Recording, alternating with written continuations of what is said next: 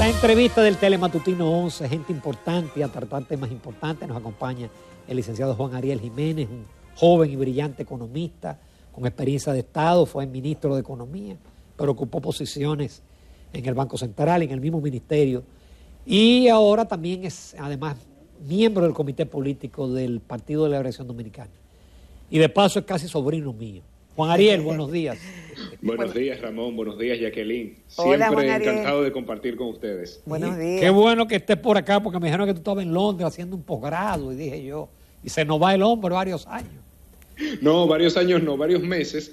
Y de todas formas yo viajo con mucha frecuencia entre los dos países. Qué bueno que te sigues preparando. Siempre. Juan Ariel, tú escribiste un artículo, creo que la semana pasada, que me gustó mucho, porque lo hablaste con un lenguaje sencillo del paciente y el tema de la política monetaria y la política fiscal y todo el rol que tiene que jugar la política fiscal, porque el año pasado el gobierno no gastó lo que debía de gastar. Los datos de diciembre no están, pero por lo menos todavía a octubre había ejecutado mucho menos del 50% del gasto de capital. Entonces tú das una receta que no pareces opositor, porque tú le das una buena receta al gobierno. ¿En qué consiste? Básicamente tenemos que entender dos cosas. Primero, que República Dominicana ciertamente ha crecido y que ese crecimiento ha estado acompañado de la creación de muchos puestos de trabajo. Y eso es importante porque todos queremos que al país le vaya bien. Ahora, tenemos que entender que ese crecimiento se dio porque el Banco Central redujo mucho las tasas de interés para incentivar la economía. Toda empresa de construcción dijo, este es el mejor momento para construir. Y también porque desde Estados Unidos vinieron muchas remesas y eso ayudó al consumo privado. Pero esas cosas no se van a poder mantener en el 2022. Primero porque el Banco Central, viendo el alto número de la inflación que está en el máximo de los últimos 10 años y somos de los países con más aumento de precios en toda América Latina, el Banco Central va a reaccionar aumentando tasas de interés. Ya lo ha hecho, ha aumentado 1.5% y este año se espera que aumente también entre 2 y 3%.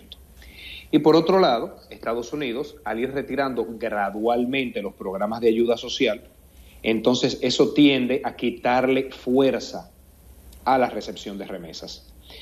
Viendo ese panorama, es muy importante que el gobierno active la política fiscal. Y activar la política fiscal, sobre todo, si se realiza a través de inversiones que ayuden a quitar presión a los precios, que va a ser nuestro gran dolor de cabeza este año. ¿Cómo así? Claro. Por ejemplo, nosotros estamos teniendo un aumento de precios muy fuerte en la canasta básica. Sin lugar a dudas, parte de ese aumento de precios se debe a que han aumentado los commodities internacionales. Pero es que han aumentado para todos los países. Y Guatemala tiene una inflación de 3%, casi un tercio de lo que tiene República Dominicana, a pesar de comprar el mismo petróleo, el mismo maíz, el mismo trigo, la misma soya.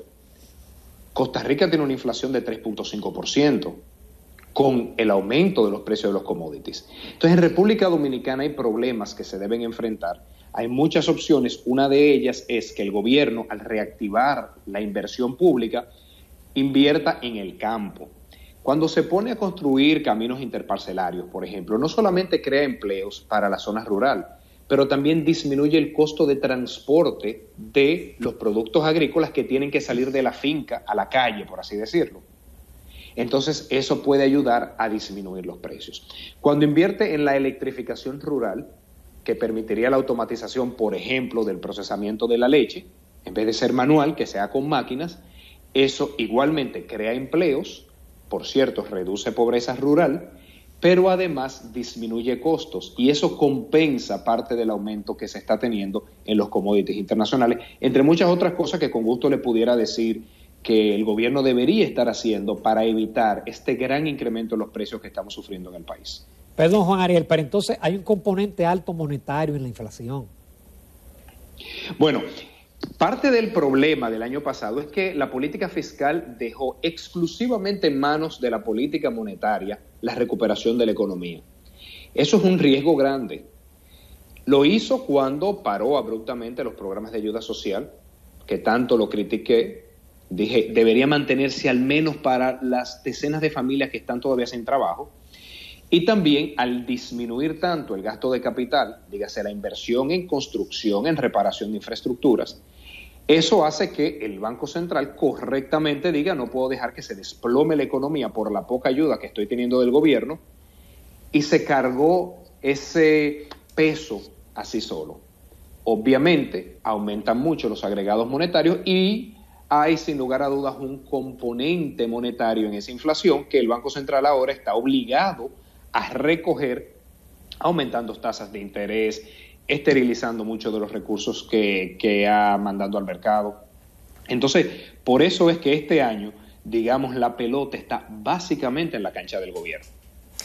Juan Ariel, el tema del aumento de precios, mejor conocido como la inflación, que tiene a la gente con el grito al cielo, que cada vez que se va a un supermercado, a un colmado, pues vemos como la capacidad de compra va disminuyendo. Sin embargo, eso no va parejo con los ingresos de las personas, y eso crea mucha incertidumbre, mucho descontento.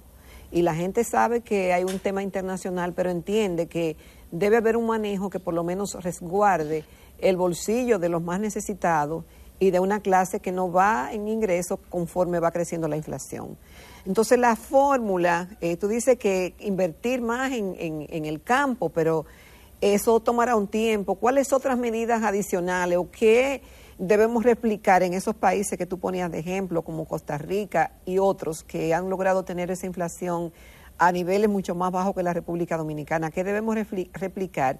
Y le agrego a eso al preocupante tema de los combustibles. Gracias, Jacqueline, por la pregunta, porque me permite enfatizar otro elemento, y es que en República Dominicana durante el año 2021 tuvimos salarios más bajos que previo a la pandemia. ¿Cómo así? O sea que, claro, cuando uno ve los datos del Banco Central, uno se da cuenta que el ingreso ocupacional promedio del 2021 fue 4% menos que el del 2019. O sea que la familia dominicana en promedio está teniendo menos recursos, producto de su trabajo, pero al mismo tiempo está teniendo estos aumentos de precios tan altos, con lo cual una familia dominicana ha perdido entre un 15 y un 16% de su poder de compra. Es decir, que si en el 2019 tenía 100 pesos para comprar cosas, en el 2021 tuvo apenas 85, 84 pesos para comprar esas cosas. Entonces, hay mucha dificultad en la familia dominicana, y yo creo que lo primero que debería hacer el gobierno es reconocer el problema. Es muy difícil enfrentar un problema si no se reconoce. Entonces, se pasaron mucho tiempo diciendo que la inflación era transitoria, luego que la inflación es importada, pero eso no mejora el bienestar de los dominicanos. Es tiempo de pasar de la excusa a la acción. Y son muchas cosas que se pueden hacer. Por ejemplo, porque esos factores exógenos, ¿cómo enfrentarlos localmente y que la inflación no sea tan alta? Si eso es importado. Claro, hemos tenido aumento en los precios de los fletes, dígase, lo que se le paga a los barcos por traernos mercancías desde el exterior. Pero un problema que tenemos en República Dominicana es que usamos barcos muy pequeños, los denominados handy size y handy max. Si el gobierno, por ejemplo, convoca a los importadores de granos y les dice, miren, en lugar de cada uno de ustedes estar alquilando su embarcaciones pequeñas, vamos a hacer alquileres conjuntos que de hecho el gobierno pudiera cubrir. Entonces, con eso se pasa a embarcaciones más grandes como la Supramax, que el costo por tonelada métrica transportada es mucho menor. Les doy un ejemplo. Es como si las empresas, en lugar de transportar su mercancía en camiones, lo transporta por carros. El costo es más alto. Entonces, eso es algo que el gobierno debería hacer. Otra cosa que el gobierno pudiera hacer con el tema de los fertilizantes, igualmente hacer compras conjuntas. ¿Por qué? Porque si cada productor agropecuario negocia por sí solo los fertilizantes que va a utilizar, obviamente que le dan precios mucho más altos. Si se negocia como país, y eso es una experiencia que tenemos, por ejemplo, negociando los medicamentos de alto costo con las farmacéuticas, si se negocia como país, como las cantidades son muy grandes, obviamente nos pueden bajar el precio. Creo que otro elemento que tenemos que ponderar es que se postergue el aumento de la tarifa eléctrica. Eso está en el pacto eléctrico, pero no es el momento para realizarlo, porque es el momento donde las familias están teniendo menos ingresos y se le ha disparado la canasta básica. Y un cuarto elemento que yo señalaría es que los productores, sobre todo los agropecuarios, y yo insisto mucho en la parte agropecuaria porque los alimentos son los que más han aumentado de precios y además es lo que más impacta el bolsillo de la familia. Los productores agropecuarios utilizan gasoil para transportar sus materias primas, para transportar el producto agropecuario una vez terminado, para pagar las plantas cuando las utilizan. Se pudieran establecer mecanismos de subsidio al gasoil directo a los productores agropecuarios. Es cierto que los subsidios generalizados a los combustibles, como se ocurrió en el año pasado, son muy caros y además tienden a ser regresivos, dígase, benefician más a quienes más andan en la calle, por así decirlo. A la gente que va a Punta Cana, que va a Samaná, que va a Puerto Plata, y nosotros lo que quisiéramos es proteger a los más pobres y proteger a los productores. Entonces el gobierno pudiera establecer un sistema de tickets donde se le da X cantidad de galones a los productores agropecuarios y a ciertos transportistas especializados en productos agropecuarios, y eso se puede hacer, por ejemplo, a través de la Junta Agroempresarial Dominicana para evitar temas de corrupción. Entonces, ahí les di 4 o 5 elementos para empezar de cosas que debería estar haciendo el gobierno en lugar de estar insistiendo en la excusa de es importado o es transitorio, no hay nada que hacer. Pero Juan Ariel, y el tema de los pasajes, ¿qué impacta tanto el costo de transportarse? Que de hecho suben los combustibles y casi de inmediato los dueños de autobuses incrementan esos precios y eso le da muy duro a un gran número de dominicanos que se transportan en el transporte público. Sí, ahí hay que trabajar obviamente en el corto y en el mediano plazo. En el mediano plazo nosotros tenemos que pasar a transporte masivo, más onza, por ejemplo, en la calle. Y uno dirá, bueno, eso toma tiempo, sí, pero si se hubiese iniciado cuando este gobierno asumió el poder, ya tuviéramos 1,000 autobuses de onza en el país, transitando por todos los lados. Pero en el cortísimo plazo también se pudiera negociar con esos transportistas un sinnúmero de acciones, por ejemplo, exonerarle el pago de la matrícula por un año, darle raciones de combustible para evitar ese aumento en los pasajes que, como correctamente dices, Jacqueline, impacta tanto al dominicano de a pie, que es al que uno quiere proteger más. Así es. En un par de minutos, Juan, antes de pasar a la pausa comercial, porque hoy yo leía un análisis de un especialista del Bank of America que hablaba o pronosticaba que la Reserva Federal en este año va a aumentar varias veces las tasas de interés. Pero estamos viendo también un desplome de la bolsa de valores y un desplome hasta del Bitcoin. ¿Qué impacto tendría en países como el nuestro un aumento en varios puntos de la tasa de interés de la Reserva Federal de los Estados Unidos? Lo primero es que va a generar presiones al tipo de cambio, porque en la medida en que las tasas de interés internacionales aumentan, pues ya invertir en República Dominicana en instrumentos financieros se vuelve menos atractivo y eso tiende a generar salida de capitales y devaluación.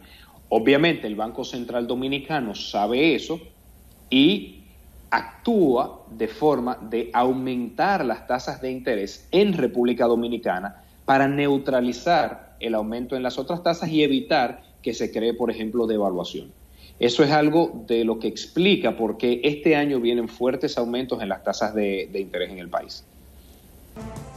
Continuamos esta mañana en Telematutino 11 conversando con el licenciado Juan Ariel Jiménez, economista, fue ministro de Economía, tiene una experiencia en la gestión pública a pesar de su corta edad y es miembro del Comité Político del Partido de la Liberación Dominicana, de hecho el más votado, si mal no recuerdo. Y justamente, Juan Ariel, este es un año retador para la economía, pero también lo es para la política, porque comenzamos el 2022 caliente, con muchos temas, y este año marcará la diferencia en lo que pudiera ser el resultado, o comenzar a vislumbrar, del 2024. Y hay un punto que salió de repente después de años que no se hablaba de eso, y es el porcentaje con lo cual se gana la presidencia de la República, y ahora de repente el partido de gobierno tocaría esa tecla que por demás implicaría una reforma a la Constitución, ¿cierto, Ramón? Sí. Y es el 50+1. Y de hecho hay artículos de pensadores dominicanos que están hablando de bajarlo a un 40%. El 50% parecía que era una conquista para que fuera más democrática la elección, de mayor representatividad en la voluntad del votante. Esta noticia, ¿cómo le cae al PLD y a ti particularmente como político? La verdad es que es una sorpresa porque uno se pregunta cuáles son los elementos que llevan a que nos retrotraigamos a 20, 30 años atrás donde teníamos el sistema de mayoría simple. La mayoría de los países, ya sea de sistema presidencialista o de sistemas parlamentarios, tienen un esquema de 50+1 para motivar a que se logren varios consensos, a que no se dé lo que en algunas ocasiones se denomina la dictadura de la mayoría, sino que se exige más a la formación de esa mayoría para que se vea obligado a incorporar partidos pequeños, partidos emergentes, asociaciones, agrupaciones, y llegar a ese 50+1.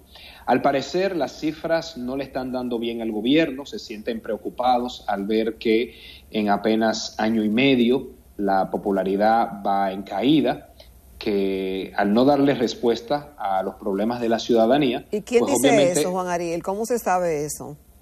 Eso es lo que se puede interpretar cuando plantean que se reduzca del 50+1 a un esquema menor, ya sea 40 a 45%. Porque uno dice, ¿y por qué? Razones tan fuertes, técnicas no hay. O sea, razones de, digamos, teoría política no hay.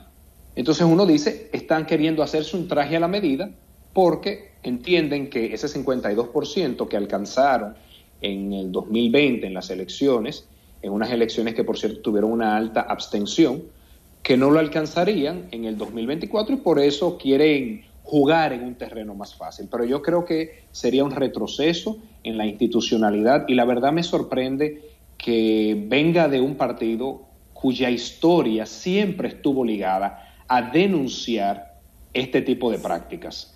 Fue un partido cuya historia se vio marcada por la lucha contra la reelección en un contexto histórico muy particular. Eso es cierto, que se vio marcada por una lucha a mayores exigencias democráticas. La verdad es que sorprende que sean ellos que hoy en día estén planteando estos retrocesos. El debate del momento, Juan Ariel, el fideicomiso de Punta Catalina, tu partido ya se pronunció en una rueda de prensa el secretario general, pero como técnico que conoce la figura, queremos escuchar tu opinión. Yo quisiera decir varias cosas. Lo primero es que los fideicomisos son figuras importantes para promover el desarrollo. No podemos intentar, digamos, desmeritar la figura por un caso en particular. Los fideicomisos se usan en todos los países y tienen mucho potencial. Lo que se está cuestionando son algunas cláusulas en específico de ese contrato, que por cierto es un contrato, que el presidente Abinader diga que no, si es un contrato. Cláusulas específicas de ese contrato, como por ejemplo la posibilidad de que se incorporen fideicomitentes adherentes. ¿Qué es un fideicomitente? Todo el que puso, digamos, una parte del pastel o los accionistas en un esquema, digamos, empresarial. Entonces, que se puedan incorporar nuevos fideicomitentes o accionistas privados. ¿Por qué? Porque la importancia de Punta Catalina es que es el instrumento del gobierno para disciplinar el mercado de generación de electricidad que por muchos años tuvo varias fallas por concentración de poder. Entonces, eso lo que genera es miedo de que en un futuro Punta Catalina pierda esa capacidad por conflictos de intereses con otros fideicomitentes. También yo creo que es prudente, ante los cuestionamientos que se están haciendo los partidos políticos, algunos sectores de la sociedad, algunos expertos, simplemente dialogarlo más. ¿Por qué querer pasar a vapor un contrato? Yo creo que en democracia el diálogo es importante. Y estos son elementos que, por ejemplo, el pacto eléctrico tiene mecanismos de consulta a los distintos firmantes. Son cosas que se pueden discutir en esa arena. Porque no es solamente que el contrato que termine saliendo para Punta Catalina sea correcto, sino que sea socialmente legítimo. Y yo creo que esa legitimidad se consigue con un mayor diálogo. ¿Cuáles son las perspectivas, Juan Ariel, del PLD en este año 2022? ¿Qué tienen en agenda? ¿Proceso interno de reorganización o de reflexión o de rediccionamiento de lo que ha sido su política hacia afuera y hacia adentro? ¿Qué va a pasar con el partido en este 2022? Y en medio de tanto proceso de corrupción. Y si tú me permites añadir, Jacqueline, claro. Ariel, como queda poco tiempo, es decir, todo esto a la luz de los cuestionamientos, exacto, de los procesos de corrupción que hasta ahora involucran familiares cercanos del expresidente del partido, del presidente de la República y presidente del partido. Uh-huh. Yo creo que tenemos mucho trabajo por delante. Continuamos fortaleciendo las estructuras internas del partido. Estamos trabajando en una política y una serie de procedimientos para evitar la incursión de personas y de recursos del narcotráfico, del lavado de activos, del soborno. Eso se está trabajando con los más altos estándares internacionales, ISO 37001, ISO 37301, algunos elementos de Gafi que se están tomando. Entonces yo creo que la mejor forma para nosotros mostrar la mejor cara de nuestro partido es haciendo los cambios estructurales internos, para mostrarle a una sociedad un partido que no solamente tiene muchos jóvenes y muchas mujeres en nuevas posiciones de poder, pero que también tiene diseños institucionales que permitan la transparencia y que permitan que el partido vuelva a conectar con la ciudadanía. Para mí ese es el mayor reto que tenemos en el PLD, con humildad, con mucha humildad, volver a escuchar a los sectores, volver a conectar con ellos y ser quienes lleven la bandera de las causas sociales en el país. Bueno, pero para ser humilde, Juan Ariel, la gente quiere como que el PLD, en medio de tanto cuestionamiento, como que dé más explicaciones y que, no sé, que explique más, porque realmente, obviamente que hay un proceso planteado ahí, pero si se lee uno lo que ha salido y lo que se tiene acceso a esos expedientes, hay muchísimas preguntas ahí que pudieran muy bien debatirse hasta lo interno del partido.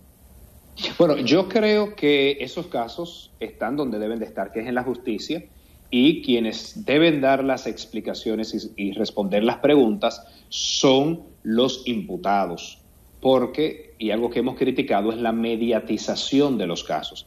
Cada imputado dará respuesta a las acusaciones, a los cuestionamientos que se realicen en el ámbito judicial. Eso no implica que como organización nosotros hayamos tenido una responsabilidad, como no implica que el PRM tenga responsabilidad alguna en el hecho de que varios de sus congresistas estén acusados de narcotráfico o que 16 funcionarios en año y medio ya hayan sido destituidos por escándalos de corrupción. Eso nunca se debe generalizar. Esos son casos individuales. Ahora, yo sí creo que el partido como organización debemos trabajar en cada uno de los elementos que permitirían a nuestra organización política dos cosas. Uno, evitar la incursión de dinero mal habido, de prácticas mal habidas en la organización. Y segundo, volver a repensar cuáles son los requerimientos de mejora institucional que tiene la sociedad dominicana y cómo nosotros podemos hacer una propuesta que satisfaga esas necesidades de un país más transparente. Juan Ariel, ¿y no se ha debatido en lo interno de que los familiares cercanos no deben estar en el gobierno y hacer negocio? Yo creo que lo que sí pudiésemos debatir es algunas reformas legales requeridas para que familiares de algunos funcionarios no tengan alguna participación. Entonces, aunque la ley 340 lo pone para el titular de la organización que está realizando el proceso, yo creo que un debate legítimo que se pudiera tener son qué otro tipo de controles se pueden establecer. Porque hay que saber que las cosas, a menos que estén en el marco legal, no están prohibidas. Como dicen los abogados, lo que no está prohibido está permitido. Entonces, muchas veces hay que pasar del discurso a qué reformas en particular son necesarias para garantizar esos niveles de transparencia y de pulcritud que exige la ciudadanía. Juan Ariel, tú tienes ¿Vas a tomar partido por alguno de los aspirantes a la candidatura presidencial? O si él va a aspirar. No, a ver, no voy a... Gracias, Jacqueline, por esa valoración, pero no voy a aspirar. Yo estoy muy concentrado en fortalecer el partido, porque creo en las Ariel es un organizaciones hombre para el políticas. 28. ¿Para qué cargo? Tú tienes las condiciones para ser candidato presidencial. Claro. Bueno, esas son palabras mayores. No, agradezco mucho esa valoración. Bien decía Ramón que me ve como un sobrino, entonces hay un elemento de afecto de por medio. No, pero lo digo No, yo también, Tiene las humildemente. Bueno, pues le agradezco mucho esa valoración. De aquí al 24 yo voy a trabajar en fortalecer el partido y como vicepresidente no me puedo inclinar por ningún precandidato en particular, aunque como ser humano que soy, pues obviamente uno tiene sus preferencias, pero las debato con mi almohada solamente, no las puedo hacer. Y conmigo cuando nos veamos personalmente. Y cuando nos veamos personalmente también. Que va a ser muy pronto. Juan Ariel, mediante. muchísimas gracias de verdad por tu participación. Eres un opositor suave, elegante, y nada, te leo y te sigo. Muchísimas gracias. De verdad Gracias, que sí, un fuerte abrazo. Siempre un placer. Abrazo. Continuamos después de la pausa comercial.